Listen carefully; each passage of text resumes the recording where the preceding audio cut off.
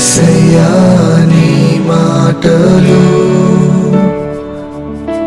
తేనె కంటే మధురము.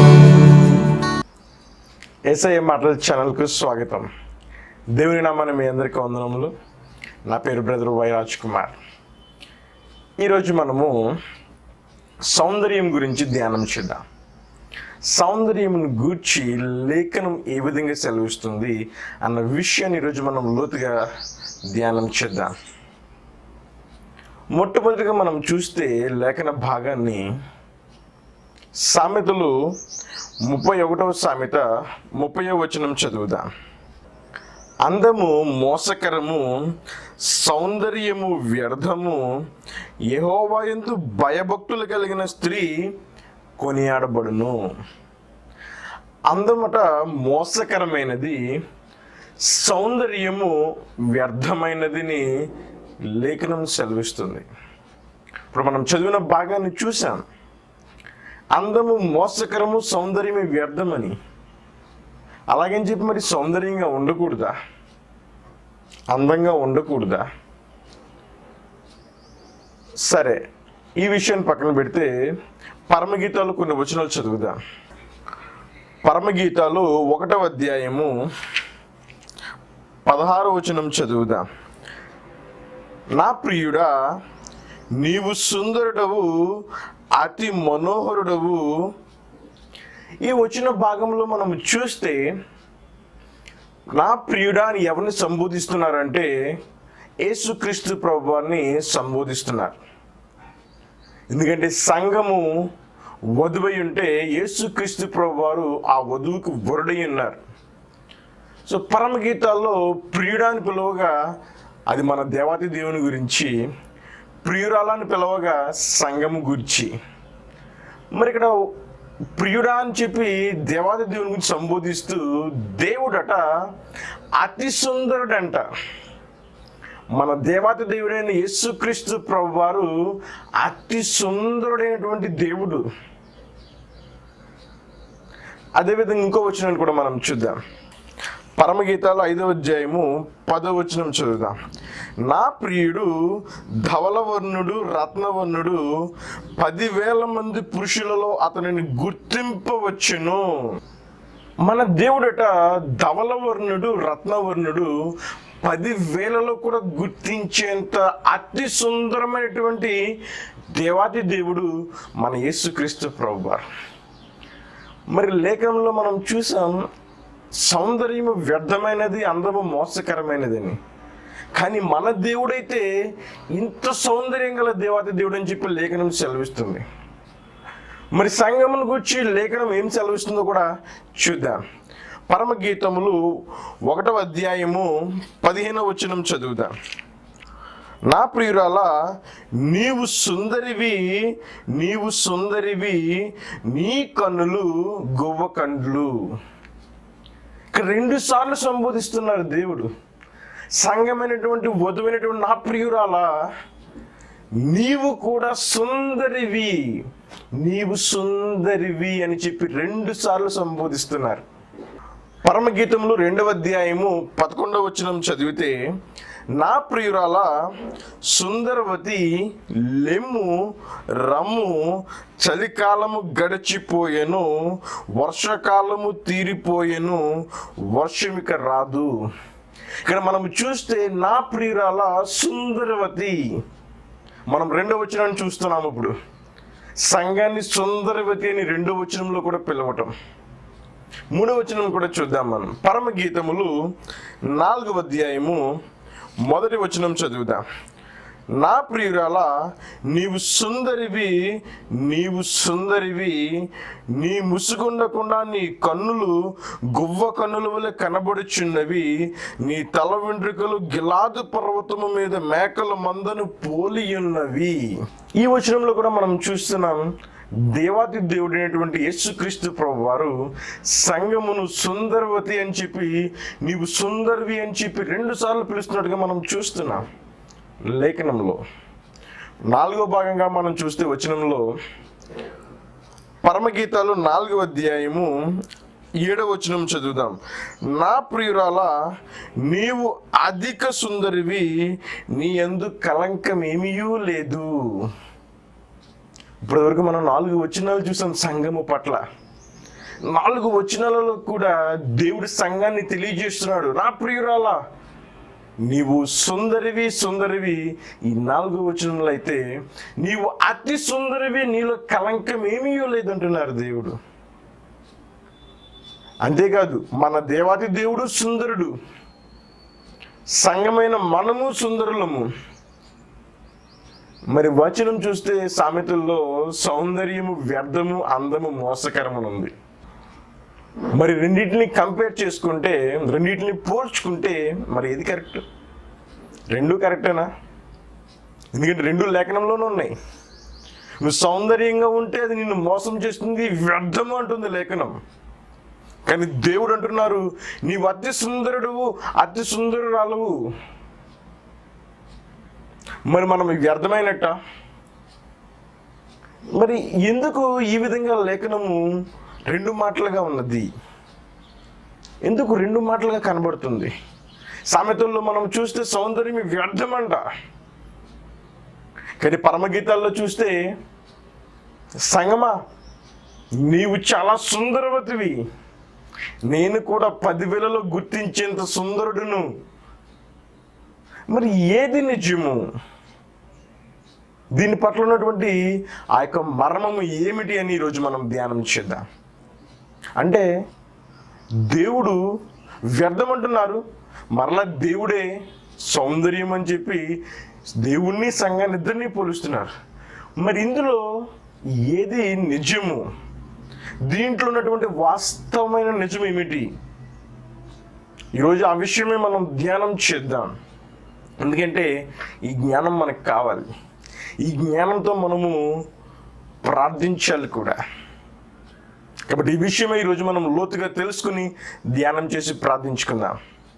మరి ఇక్కడ లేఖనంలో చూస్తే 2 మాటలుగా ఉన్నది, వ్యర్థమని ఉన్నది. ఇంకో మాటలో చూస్తే మనం సౌందర్యవంతులం అని చెప్పి తెలియజేస్తుంది. మరి దీని విషయమై ఎందుకు దేవుడు ఈ విధంగా మాట్లాడారో మనము చూద్దాం వచనాన్ని. ముందుగా మనము ఈ వచనం ద్వారా ఒక విషయాన్ని తెలుసుకోవాలి మన జీవితంలో. చదువుదాం ఆ వచనాన్ని. 2 కొరింథీయులు 4వ అధ్యాయము 16వ వచనం మనం చదువుదాం. కావున మేము అధైర్యపడము, మా బాహ్య పురుషుడు కృషించుచున్నను, అంతర్య పురుషుడు దినదినము నూతన పరచబడుచున్నాడు. ఇక్కడ పౌలు భక్తుడు తెలియచేస్తున్నారు కొరింథీయుల సంఘానికి, మేము అధైర్యపడము. ఒకవేళ కష్టం వస్తుంది, శ్రమ వస్తుంది, కానీ అధైర్యపడమంట. ఎందుకు మీరు అధైర్యపడట్లేదు అంటే, మా బాహ్య పురుషుడు ఒకవేళ కృంగిపోయినా సరే, ఎందుకంటే శరీరము లోకాన్ని జయించలేదు కనుక, మా బాహ్య పురుషుడు గనక కృంగిపోయినా మా అంతరంగ పురుషుడు ధైర్యం కలిగి ఉన్నాడు, కృంగిపోడు. కాబట్టి మేము అధైర్యపడము. ఎందుకు అంటే మనలను లేఖనం తెలియజేస్తుంది, నీవు బాహ్య పురుషుడవు, అంతరంగ పురుషుడవు, ఇద్దరు కలిపితే నీలో 2 ఉన్నాయి. నువ్వు చూసే బాహ్య పురుషుడు, ఇంకొకటిని అంతరంగ పురుషుడు, ఇద్దరుగా నీవు కలిపి ఉన్నావు నీ జీవితంలో. ఇది మనము గుర్తించుకోవాల్సిన విషయం. మొదటిగా నీవు చూడడానికి ఒక్కరిగా ఉన్నా, నీవు ఇద్దరిని కలిపినటువంటి వ్యక్తిగా ఉన్నావని చెప్పి లేఖనం సెలవిస్తుంది. ఆ ఇద్దరు ఎవరంటే, బాహ్యంగా కనిపించే బాహ్య పురుషుడు, అంతరంగా కనిపించే అంతరంగ పురుషుడు. అందుకే ఒకవేళ బాహ్య పురుషుడు గనక కృంగిపోయినా మా అంతరంగ పురుషుడు కృంగడు. కాబట్టి లోపల ఎప్పుడైతే అంతరంగ పురుషుడు బలం కలిగి ఉన్నాడో, ఏదో క్షణంలో మరలా మా బాహ్య పురుషుడు బలము కలుగుతాడు. కాబట్టి మేము అధైర్యపడమని చెప్పి ఆ సంఘానికి వివరిస్తున్నారు పౌలు భక్తుడు. కాబట్టి గుర్తించాలి మనం ఇందులో ఏంటంటే, ప్రతి ఒక్కరిలో కూడా 2 ఉంటున్నాయి. బాహ్య పురుషుడు, అంతరంగ పురుషుడు, బాహ్య స్త్రీ, అంతరంగ స్త్రీ. ఇద్దరుగా నీవు విభజించబడ్డావు లేఖనం ద్వారా. కాబట్టి ఈ విషయం మనం తెలుసుకోవాలి, లేఖనం గుర్తించి. అందుకే లేఖనం కూడా సెలవిస్తుంది ఏంటంటే ఆత్మీయ ఆహారం అంటది. ఆత్మకు ఆహారం అట. నీ లోపల ఆత్మీయ పురుషుడు ఉన్నాడు, బాహ్య పురుషుడు ఉంటాడు. కాబట్టి నీ బాహ్య పురుషునికి నీవు లోకపరమైనటువంటి ఆహారాన్ని ఇస్తావు, కానీ నీ అంతరంగ పురుషుడికి ఆత్మీయ ఆహారం ఇస్తావు, అనగా వాక్యం అనే జీవాహారాన్ని ఇస్తావు నువ్వు. కాబట్టి ఇక్కడ రెండు పురుషుల గురించి మాట్లాడుతున్నారు, అనగా మనలోని ఇద్దరుగా ఉంటారు, బాహ్యంగా ఉంటారు, అంతరంగంగా ఉంటారు. నీవు బాహ్యమే చూడకూడదు, అంతరంగాన్ని కూడా చూడాలి. నీవు బాహ్య పురుషుణ్ణి పోషించకూడదు, అంతరంగ పురుషుణ్ణి కూడా పోషించాలి. నువ్వు బాహ్య పురుషుడిగా రోజుకి నువ్వు 3 సార్లు తీసుకోవచ్చు ఆహారము, 3 పూట్లుగా. అదేవిధంగా నీ అంతరంగ పురుషునికి కూడా అనుదినము జీవాహారము, ఆత్మీయ ఆహారం, అనగా నీవు వాక్యమును ధ్యానించడం ద్వారా అది నీ ఆత్మకు ఆహారమై ఉన్నది, ఆత్మీయ ఆహారం. అది నీవు అనుదినము నీ ఆత్మకు దయచేయాలి. ఎప్పుడైతే నీ ఆత్మకు దయచేస్తున్నావో నీ అంతరంగ పురుషుడు బలము కలిగి జీవిస్తాడు. ఇక్కడ లేఖనంలో అదే మాట్లాడుతున్నారు. ఒకవేళ మేము బాహ్యంగా ఆహారం లేక లోక పరిస్థితులను బట్టి ఆ విధంగా ఈ విధంగా కృంగిపోవచ్చేమో, కానీ మా ఆత్మీయ పురుషుడికి కావాల్సిన జీవాహారం మేము అనుదినము ఇస్తున్నాం వాక్యమును ధ్యానించి. కాబట్టి అనుదినము నూతనపరచబడుతున్నారట అంతరంగ పురుషుడు. వీటి అనుదినము నూతనంగా రూపాంతరపరచబడుతున్నారు. నీ బాహ్య శరీరం కృంగిపోయినా సరే నీవు తిరిగి మరలా నీ సామర్థ్యాన్ని పొందుకుంటావు. కాబట్టి నువ్వు ఇక్కడ గుర్తించాలి, నీవు ఇద్దరిని కలపగా ఒక్కరిగా కనిపిస్తున్నావు, అనగా నీలో బాహ్య పురుషుడున్నాడు, అంతరంగ పురుషుడున్నాడు. ఈ వచనాన్ని ఇంకా అనేక చోట్ల కూడా దేవుడు మాట్లాడుతూ ఉంటారు. మనం తెలుసుకుందాం ముందుకు సాగి. 1 సమూయేలు 16వ అధ్యాయము 7వ వచనాన్ని మనం చదువుదాం. అయితే యెహోవా సమూయేలుతో ఇలాగ సెలవిచ్చాను, అతని రూపము అతని ఎత్తును లక్ష్య పెట్టకము. మనుషులు లక్ష్య పెట్టినవి యెహోవా లక్ష్య పెట్టడు. నేను అతని త్రోసి వేసి ఉన్నాను. మనుషులు పై రూపం లక్ష్య పెట్టుదురు కానీ యెహోవా హృదయమును లక్ష్య పెట్టుదురు. అంటే మనుషులు చూసేది బాహ్య రూపాన్ని, కానీ దేవాది దేవుడైన నేను అంతరంగ పురుషుడు ఏ విధంగా ఉన్నారన్నది చూస్తాను నేను. ఆ అంతరంగ పురుషుడే నీ హృదయము. నీ హృదయాన్ని లక్ష్య పెడతాడు దేవుడు. నీ అంతరంగ పురుషుడిని లక్ష్య పెడతాడు దేవుడు. నీ అంతరంగ పురుషుడు ఎప్పుడైతే బలము కలిగాడో దేవుడు దానిని గుర్తిస్తాడట. అలాగని చెప్పి నీ శరీరాన్ని, బాహ్య శరీరాన్ని లక్ష్య పెట్టడం కాదు, అది కూడా నీదే. నీవు అందులో కూడా ఆశీర్వదించబడాలి. కాబట్టి మొదటి ప్రాధాన్యతగా దేవుడు చూసేది అంతరంగ పురుషుణ్ణి.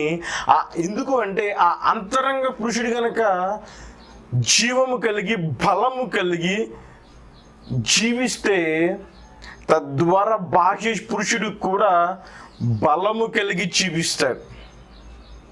అందుకని మొదటి ప్రాధాన్యతగా దేవుడు అంతరంగ పురుషుణ్ణి ప్రాధాన్యత ఇస్తున్నారు.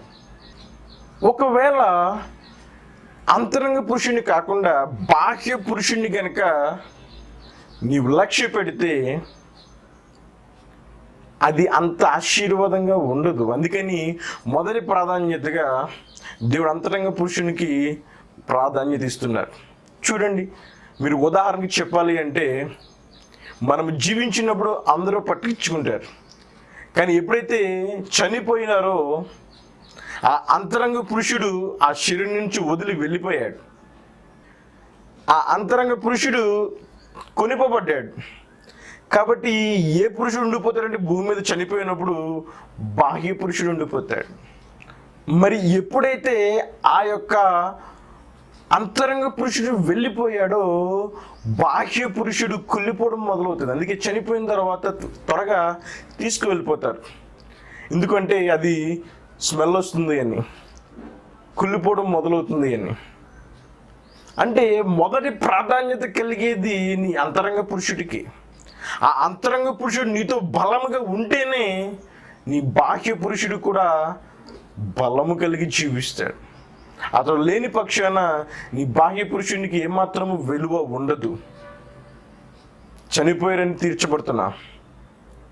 కాబట్టి మనం ఇది గుర్తించాలి. అందుకని దేవుడు నీ ఆత్మ కలిగినటువంటి నీ అంతరంగ పురుషుడికి ప్రాధాన్యతను దయచేస్తాడు దేవుడు. ఎందుకంటే అతను ఎప్పుడైతే నీలో బలంగా ఉన్నాడో, నీ ఆత్మీయ ఆహారం నువ్వు బలంగా తీసుకున్నావో, నీ విశ్వాసం బలంగా ఉంటుంది, నీ సామర్థ్యము, నీ అభిషేక సమస్త శక్తి అంతా బలము కలుగుతావు. ఎప్పుడైతే అంతరంగ పురుషుడు బలము కలిగాడో, నీ బాహ్య పురుషుడు కూడా బలము కలిగి జీవిస్తాడు. అందుకే వాళ్ళు అదే పడట్లేదట. కాబట్టి మనం గుర్తించుకోవాలి ప్రియులరా. ఇప్పుడు దాకా మనం చూస్తున్నాం, ప్రతి ఒక్కరు కూడా ఇద్దరుగా ఉండబడుతున్నారు. అది స్త్రీ ఉండొచ్చు, పురుషుడు అయ్యి ఉండొచ్చు. నువ్వెలాంటి వారివైనా సరే, నీలో బాహ్య పురుషుడు ఉంటారు, అంతరంగ పురుషుడు ఉంటారు. బాహ్య స్త్రీ ఉంటుంది, అంతరంగ స్త్రీ ఉంటుంది. కాబట్టి నీవు బాహ్యము వైపే నీ యొక్క దృష్టి ఉంచకూడదు. నీ మొదటి ప్రాధాన్యత ఆత్మీయ పురుషుడికి ఇవ్వాలి. ఆ క్షణమున నీ యొక్క జీవితం సంతోషంగా వెళ్తుంది. అందుకని దేవుడు నీ హృదయాన్ని లక్ష్య పెడతారట, కానీ మనుషులట నీ బాహ్య పురుషుడిని లక్ష్య పెడతారు. మత్తయి సువార్త 23వ అధ్యాయము 28వ వచనం చదువుదాం. అలాగే మీరు వెలుపల మనుషులకు నీతిమంతులుగా నగుపడుచున్నారు, కానీ లోపల వేషధారణతోనూ అక్రమముతోనూ నిండి ఉన్నారు. దేవుడు మాట్లాడుతున్నారు. నువ్వు బయటికి నీతిమంతుడిగా నటిస్తున్నావు, నీతిమంతుడిగా నీ బాహ్య పురుషుడిని కనపరుచుకుంటున్నావు, కానీ నీ లోపల అంతరంగ పురుషుడు వేషధారణతోనూ అక్రమముతోనూ నిండి ఉన్నాడు. ఎందుకంటే దేవుడు అంతరంగ పురుషుడు ఏ విధంగా ఉన్నాడు, అంతరంగపు స్త్రీ ఏ విధంగా ఉన్నదన్న దానిని లక్ష్య పెడతాడు దేవుడు. ఎందుకంటే నీ హృదయము నిండుకునే దాన్ని బట్టి నువ్వు మాట్లాడతావు. నీ లోపల అంతరంగ పురుషుడు నింపుకున్న దాన్ని బట్టి నీ బాహ్య పురుషుడు బిహేవ్ చేస్తూ ఉంటాడు. అంటే లోపల అక్రమం పెట్టుకుని, అనీతి పెట్టుకుని నువ్వు బాహ్య పురుషుడిలో ఎంతవరకు నటిస్తావు అని దేవుడు మాట్లాడుతున్నారు అక్కడ. ఎంతవరకు నువ్వు నటించగలవు? కొంతవరకే నువ్వు నటించగలవు. ఎందుకంటే నీ లోపల ఒరిజినల్గా ఏమున్నది? అక్రమం ఉన్నది. కాబట్టి నీ లోపల ఏదైతే నిండుకున్నావో నీ ఆత్మీయ పురుషుడు, అదే నీ బయట కనపరచబడుతుంది బాహ్య పురుషుడిలో కూడా. లేదు, ఒకవేళ వేషధారంగా ఉందామంటే కొంతవరకే ఉండగలవు అని చెప్పి లేఖనం సెలవిస్తుంది. కాబట్టి ఇందులో మనం గుర్తుంచుకోవాల్సిన విషయం ఏంటంటే, నీ అంతరంగ పురుషుడు నువ్వు దేనితో నింపుకుంటున్నావో, నీ బాహ్య పురుషుడు ఆ యొక్క విధానంతో నడుస్తూ ఉంటాడు. నీ అంతరంగ పురుషుడు ఎప్పుడైతే నేను వాక్యం ధ్యానించాలి, దేవునికి సమీపంగా జీవించాలి, ప్రార్థించాలి అని ఎప్పుడైతే నువ్వు నిండుకున్నావో, నీ బాహ్య పురుషుడు ఆ పనికి నీ శరీరం కదులుతుంది. నీ బాహ్య పురుషుడు ఆ పని చేయడానికి కదల్చబెడతాడు. లేని పక్షాన చూడండి, నటిస్తూ ఉంటారు కొంతమంది. నిజంగా బాధ కలగకపోయినా హృదయంలో బాధ ఉన్నట్టు పైకి నటిస్తారు. లేని కన్నీరుని చూపించి బాధపడతా నటిస్తూ ఉంటారు. మనం తెలిసిపోతుంది వీళ్ళు నటిస్తున్నారండి వచ్చి. ఎందుకంటే ఆ క్షణాన అంతరంగ పురుషుణ్ణి కప్పి బాహ్య పురుషుడు నటిస్తాడు. కాబట్టి ఈ వాక్యం ఏం చెప్తుంది అంటే, నువ్వెంతవరకు ఉండగలవు? ఉండలేవు. కాబట్టి నీ అంతరంగ పురుషుడిని నువ్వు ముందు సరి చేసుకోవాలి. నీ అంతరంగ పురుషుడి పట్ల నీవు ధ్యానం చేయాలి. నీ అంతరంగ పురుషుడిని నీవు ముందు బలపరచాలి, నీతితో నింపాలి. అనగా అంతరంగ పురుషునికి ఆత్మీయ ఆహారాన్ని అందించాలి. అనగా ఎప్పుడైతే నువ్వు వాక్యం ధ్యానించి అనుదినము నీవు ప్రార్థిస్తున్నావు, నీ ఆత్మీయ పురుషుడు బలపరచబడుతున్నాడు. తద్వారా నీ బాహ్య పురుషుల్లో కూడా దేవుని వాక్యానుసారమైన జీవితం వస్తుంది. కాబట్టి మనలో రెండు రకాలుగా ఉన్నవి, బాహ్య పురుషుడు, అంతరంగ పురుషుడు. ఇప్పటి వరకు మనం చూస్తున్నాము, సౌందర్యం వ్యర్థమని దేవుడు మాట్లాడారు. కానీ దేవుడే సౌందర్యవంతుడు, సంఘాన్ని కూడా సుందరవతి అని పిలిచాడు. మరి ఎందుకు ఇలా మాట్లాడుతున్నారని మనం ధ్యానం చేసి దాని గురించి లోతుగా తెలుసుకుందాం అనుకుంటే, మొదటిగా ఇప్పటిదాకా మనం తెలుసుకున్నాం ఏమిటి అంటే, ప్రతి ఒక్కరిలో కూడా బాహ్య పురుషుడు ఉంటారు, అంతరంగ పురుషుడు, బాహ్య స్త్రీ, అంతరంగ స్త్రీ. సో ఇరువురిలోనూ కూడా ఆ విధంగా ఉంటారు. ఆ విధంగా ఉన్నప్పుడు దేవుడు లక్ష్య పెట్టేది మొట్టమొదటిగా అంతరంగ పురుషుణ్ణి, అంతరంగపు స్త్రీని. కాబట్టి ఆత్మీయ ఆహారాన్ని అంతరంగ పురుషుని దయచేసి ఎప్పుడైతే బలముతో నింపుకున్నావో, నీ బాహ్య పురుషుడికి కూడా నటించవలసిన అవసరం లేదు. అదే విధంగా జీవిస్తాడు, నీతిమంతుడిగా జీవిస్తాడు, జీవం కలిగిన వ్యక్తిగా జీవిస్తాడు. లేఖనం సెలవిస్తుంది. సరే, మరి ఇప్పుడు మనం సౌందర్యానికి ఇది ఏ విధంగా కనెక్ట్ అయి ఉంటుంది? ఈ బాహ్య పురుషుడు అంతరంగ పురుషుడికి సౌందర్యానికి కనెక్షన్ ఏంటి చూద్దాం. 1 పేతురు 3వ అధ్యాయము 3వ వచనం నుంచి చదువుదాం.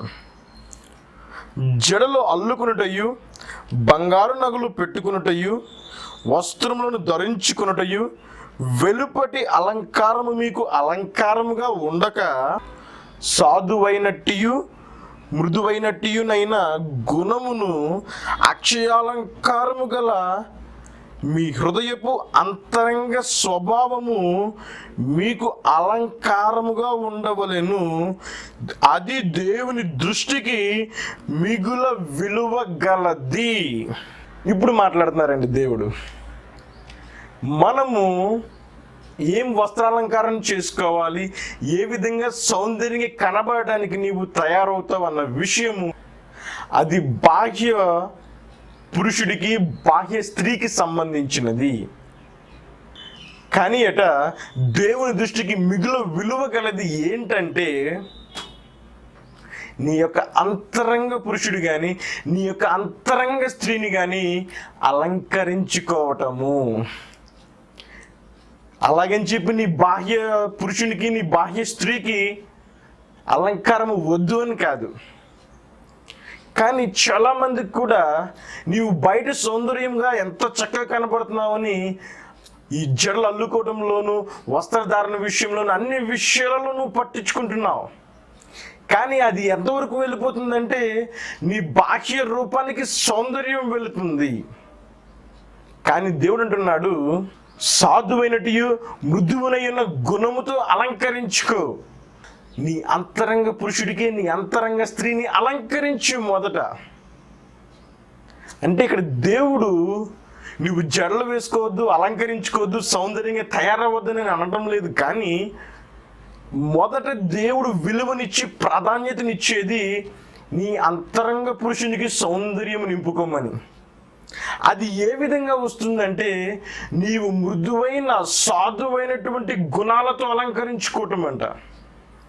మృదువైన మాటలతో, ప్రేమ కలిగిన మాటలతో, దేవుని లేఖనాంశముగా మృదువైన జీవితాన్ని, మృదువైన తత్వాన్ని నీవు ఎప్పుడైతే అలవరుచుకున్నావో, నీ అంతరంగ పురుషునికి సౌందర్యాన్ని ఇస్తున్నావంట, నీ అంతరంగ స్త్రీకి సౌందర్యాన్ని ఇస్తున్నావంట. పిల్లలకి నువ్వు గుర్తించాలి. చాలామంది ఇక్కడ కన్ఫ్యూజ్ అవుతూ ఉంటారు. ఏంటంటే, దేవుడు చెప్పేది నీవు బాహ్యంగా అలంకరించుకుని సౌందర్యంగా ఉండొద్దు అని కాదు. కానీ నీవు బాహ్యానికే సౌందర్యాన్ని అలంకరించుకుని ఉండిపోతే మరి అంతరంగాన్ని అలంకరించుకోవా? కాబట్టి నీ అంతరంగ పురుషుడు, నీ అంతరంగ స్త్రీని కనుక నువ్వు అలంకరించుకోకుండా ఎప్పుడు నీ బాహ్య సౌందర్యానికే నువ్వు సమయాన్ని ఇచ్చి దాని పట్లే నీవు దృష్టి పెడితే ఆ సౌందర్యము వ్యర్థము. అలాంటి సౌందర్యము వ్యర్థమని లేఖనము సామెతలు 31:30 వచనంలో తెలియచేస్తుంది. ఏ సౌందర్యం వ్యర్థమయ్యా?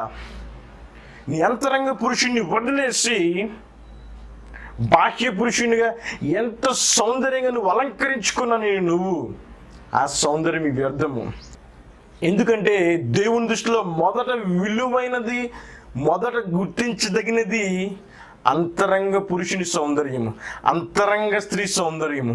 నీవు ఎప్పుడైతే అంతరంగ పురుషుణ్ణి, నీ అంతరంగ స్త్రీని అలంకరించుకున్నావో ఆ సౌందర్యం విలువగలది. అందుకే మొదటగా నీవు దేన్ని అలంకరించుకోవాలంటే, మృదువైన మాటలతో, సాధువైనటువంటి మాటలతో నీ యొక్క అంతరంగ పురుషుణ్ణి అలంకరించుకో. ఎప్పుడైతే ఈ విధంగా నువ్వు అలంకరించుకున్నావో నువ్వు ఆటోమేటిక్గా సౌందర్యంగా ఉంటావు, బాహ్య పురుషుల్లో బాహ్య స్త్రీలో. కాబట్టి నువ్వు అలంకరించుకున్నా అలంకరించుకోకపోయినా ప్రాబ్లం ఏం లేదు దేవునికి. ఎందుకంటే మొదటగా చూసేది దేవుడు అంతరంగ పురుషుని అంతరంగ స్త్రీని. అది అలంకరించుకున్నావా లేదా? అది అలంకరించుకున్నావా, సరే నీ ఇష్టం అంటాడు దేవుడు. ఎందుకంటే నువ్వు ఒక్క బాహ్యం వైపే కనుక నీవు దృష్టి పెట్టి అంతరంగాన్ని వదిలేస్తే ఆ సౌందర్యం వ్యర్థమంట, అది మోసకరమట.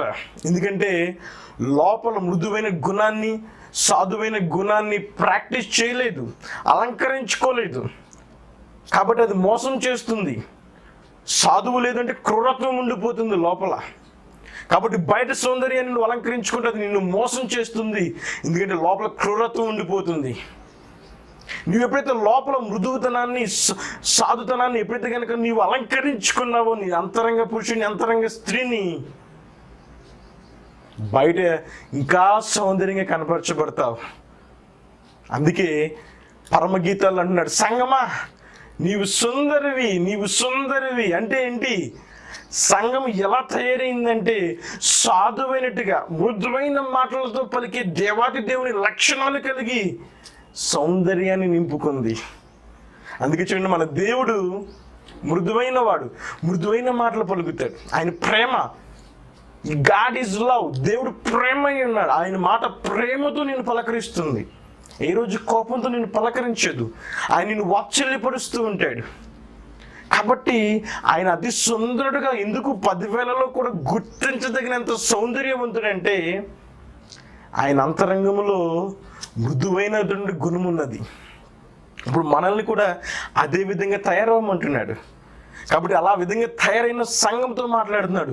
నేను సౌందర్యుణ్ణి, నీవు కూడా సుందరవతివి, సుందరవతివి, అతి సుందరవతివి అని మాట్లాడుతున్నాడు దేవుడు. అనగా అంతరంగ పురుషుల్లో, అంతరంగ స్త్రీలో మృదువైన మాటలతో, సాధువైనటువంటి మాటలతో అలంకరించుకున్న సంగమా అని పిలుస్తున్నాడండి.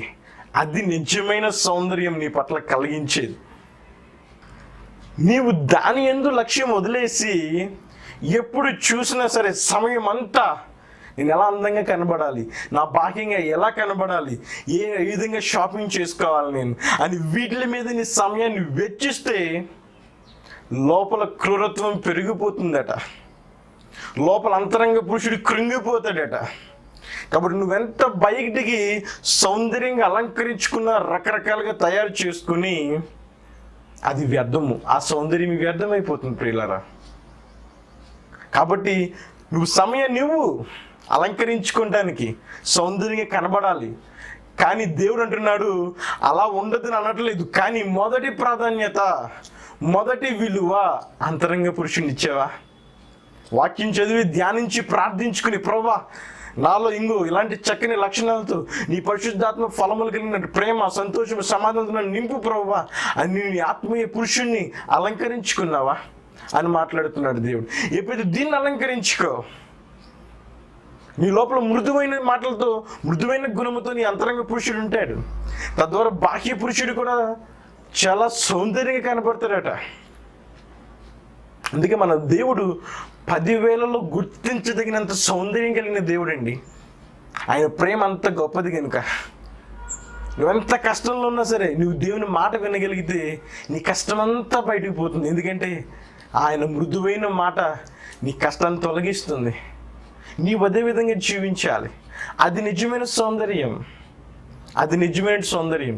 అందుకే అందము ఎప్పుడైతే నీ యొక్క ఆత్మీయ పురుషునికి సౌందర్యాన్ని కలగజేశావో, అనగా సాధువైన మాటలతో, మృదువైన మాటలతో, మొదటిగా నువ్వు ప్రార్థించి నీ అంతరంగ పురుషుణ్ణి, ప్రభా నా అంతరంగ పురుషునికి మృదువైన మాటలతో, సాధువైన మాటలతో అలంకరించు అని ఎప్పుడైతే నీవు జీవిస్తున్నావో, ఈ విధంగా ప్రార్థించి నీ ఆత్మీయ పురుషుణ్ణి, ఆత్మీయ స్త్రీని అలంకరించుకుంటూ, తద్వారా నువ్వు బాహ్య పురుషుని అలంకరించుకోకపోయినా సౌందర్యంగా ఉంటావు.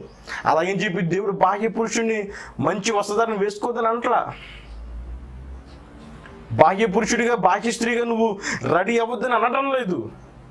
కానీ ఎప్పుడు బాహ్య పురుషునికైనా బాహ్య స్త్రీకైనా సమయం అంతా పెట్టి దానికైనా రెడీ అవడము కాదు.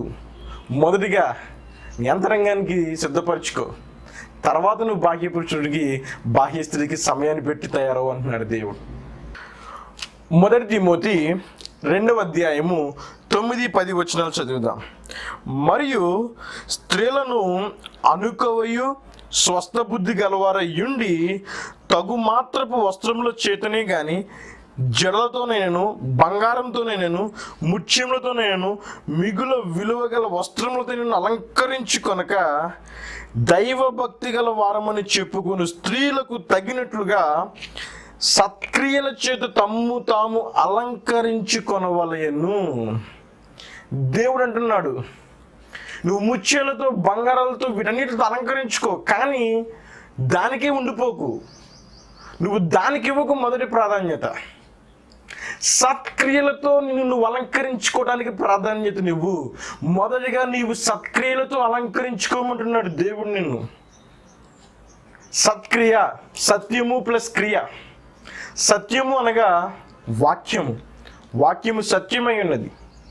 ఈ వాక్యం అనే క్రియలు అనగా వాక్యానుసారంగా దేవుని లేఖనం ఏం సెలవిస్తుందో ఆ వాక్యానుసారమైన జీవితంతో నీ జీవితాన్ని అలంకరించుకో. మొదటిగా వాక్యమును ధ్యానించడానికి, వాక్యమును గూర్చి ప్రార్థించడానికి, దానిని గూర్చి ధ్యానించడానికి సమయం ఇవ్వటకు, ఈ అన్ని విషయాల పరంగా. తర్వాత ఎప్పుడైతే నువ్వు జ్ఞానాన్ని తెలుసుకున్నావో ఆ జ్ఞానం ఏ విధంగా ప్రేమించమంటుంది, ఏ విధంగా వెలుగై ఉన్నదని తెలియజేస్తుంది. కాబట్టి మనం ఏ విధంగా మాట్లాడాలి, ఏ విధంగా జీవించాలి, ఏ విధంగా నీతిగా పరిశుద్ధిగా మనం జీవించాలి అన్న విషయాలు గ్రంథము ద్వారా మనం ధ్యానించి తెలుసుకొని నీవు ఎప్పుడైతే ఆ క్రియలతో నడుస్తున్నావో వాటితో నీవు అలంకరించుకోమని లేఖనం సెలవిస్తుంది. ఎందుకంటే నీవు వాక్యముతో నీ ఆత్మీయ ఆహారం అనే నీ అంతరంగ పురుషుడికి ఆత్మీయ ఆహారాన్ని ఇచ్చి నీ ఆత్మీయ పురుషుని వాక్యానుసారంగా నడిపించాలి, అలంకరించాలి. అప్పుడు నీవు బాహ్య యొక్క సౌందర్యానికి వెళ్ళు. లేని పక్షాన నాకు అంతరంగ పురుషుడు వద్దు, బాహ్య పురుషుడే కావాలి అని చెప్పి కనుక నీవు అలంకరించుకుంటే ఆ సౌందర్యం వ్యర్థమైపోతుంది ప్రియులరా. అందుకే చదువుతూ ఉంటే లేఖనము ఇక్కడ వ్యర్థం అంటున్నారు, ఇక్కడేమో సౌందర్యం పిలుస్తున్నారు. ఎందుకు అంటే ఇందుకే. ఏ విధంగా అనగా నీ యొక్క బాహ్య పురుషుడికి నీ యొక్క బాహ్య స్త్రీని అలంకరించుకుంటానికే నీ ప్రాధాన్యత కలిగి నీ సమయం అంతా దానికే వెచ్చిస్తే ఆ సౌందర్యం వ్యర్థమైపోతుంది ప్రియులరా. కాబట్టి గుర్తించాలి మనం. కానీ ఎప్పుడైతే నీ యొక్క అంతరంగ పురుషుణ్ణి, నీ యొక్క అంతరంగ స్త్రీని అలంకరించుకున్నావో సత్క్రియలతో అనగా వాక్యానుసారమైన జీవితంతో, మృదువైన మాటలతో, సాధువైనటువంటి మాటలతో నువ్వు అలంకరించుకున్నావో నీ ఆత్మీయ పురుషుణ్ణి, నీ ఆత్మీయ స్త్రీని దేవుడే పిలుస్తున్నాడు. నీవు సుందరవతివి, సుందరవతివి, అతి సుందరవతివి అని చెప్పి. ఎందుకంటే దేవుని ప్రాధాన్యత నీ అంతరంగ పురుషుడి మీద ఫస్ట్. కాబట్టి దాన్ని నువ్వు నెగ్లెక్ట్ చేయకు, దాన్ని నువ్వు విడిచిపెట్టి ఎప్పుడు బాహ్య స్త్రీకి బాహ్య పురుషుడికే ప్రాధాన్యత ఇవ్వక. ఆ విధంగా చేస్తే నీ వ్యర్థమైపోతుందంట నీ సౌందర్యం, దేనికి పనికి రాకుండా పోతుంది ప్రియులారా. అదే నీవు గనక నీ యొక్క అంతరంగ పురుషుడిని, అంతరంగ స్త్రీని ఏ విధంగా సౌందర్యత నింపమంటుందని లేఖనంతో మనం చూసాం. మృదువైన మాటలతో, సాధువైన మాటలతో, సత్క్రియలతో, వాక్యానుసారమైన క్రియలు కలిగిన జీవితంతో నీ యొక్క అంతరంగ పురుషుని అలంకరించుకుంటే ప్రియులరా, దేవాది దేవుడు నిన్ను పిలుస్తున్నాడు. ఎంత సౌందర్యవతిగా ఉన్నావు నువ్వు అతి సుందరివి అని చెప్పి. ఎందుకంటే నీ ఆత్మీయ పురుషుడు, నీ ఆత్మీయ స్త్రీ అలంకరించుకోగా నీవు బాహ్య రూపము కూడా మారిపోతుంది నీ యొక్క జీవితంలో. గుర్తించండి, ఈ విషయము చాలా లోతైనది, ఈ విషయము చాలా జ్ఞానమైనది కూడా. ఒకనొక చోటు చదివితే వ్యర్థమని ఉంటుంది, కానీ మన దేవుడు 10,000 అతి సుందరుడు. ఎందుకు? దేవునిలో ఆత్మీయ పురుషుడు బలముగా ఉన్నారు. ఆయన మృదువైన మాటలతో, వాక్యానుసారమైన జీవితాన్ని భూమి మీద జీవించారు. 10,000లో గుర్తించదగిన దేవుడు. అంత అతి సుందరుడిగా ఉన్నాడంట. ఎందుకు అంటే ఆయనకు ఆత్మీయ పురుషుడు బలముగా చేసుకున్నారు వాక్యాన్ని గుర్తించి లేఖనం ద్వారా. ఈ లోకంలో మనిషిగా జన్మించాడు కాబట్టి అదే దేవుడు ఆయన మార్గమైనాడు. ఆయన మార్గాన్ని మనకి చూపిస్తున్నాడు. నీవు కూడా సుందరవతివి, నీవు కూడా అతి సుందరవతివి. ఎప్పుడయ్యా? ఎప్పుడైతే నీ ఆత్మీయ పురుషుడిని, ఎప్పుడైతే నీ ఆత్మీయ స్త్రీని నీవు అలంకరించుకుంటావో, సత్క్రియలతో, సాధువైన మాటలతో, మృదువైన మాటలతో, వాక్యానుసారమైన జీవితం కలిగినటువంటి ఆత్మీయ పురుషుడిగా, ఆత్మీయ స్త్రీగా నీ యొక్క జీవితాన్ని అలంకరించుకుంటున్నావో, నీ అంతరంగ పురుషుడిని, అంతరంగ స్త్రీని నీవు అతి సుందరవతిగా రూపాంతరం చెందుతున్నావు. వద్దన్నా సరే నీ సౌందర్యం వచ్చి పడిపోతుంది నీ జీవితంలో. ఎందుకంటే దేవుడే పిలుస్తున్నాడు, ఎంత సుందరవతిగా ఉన్నావమ్మా నువ్వు. ఎందుకంటే నువ్వు మేకప్ వేసుకుంటే అది సాయంత్రం పోతుందేమో, కానీ నీ అంతరంగ స్త్రీని, అంతరంగ పురుషుణ్ణి కనుక నీవు కనుక సౌందర్యంతో నింపుకుంటే ఆ సౌందర్యం చెరిగిపోని సౌందర్యంతో నీవు నింపబడతావు. బాహ్యంలో కూడా దేవుడే పిలుస్తాడు, అతి సుందరవతిగా ఉన్నావమ్మా నువ్వని. కాబట్టి ప్రియులారా, మీరు గుర్తించండి.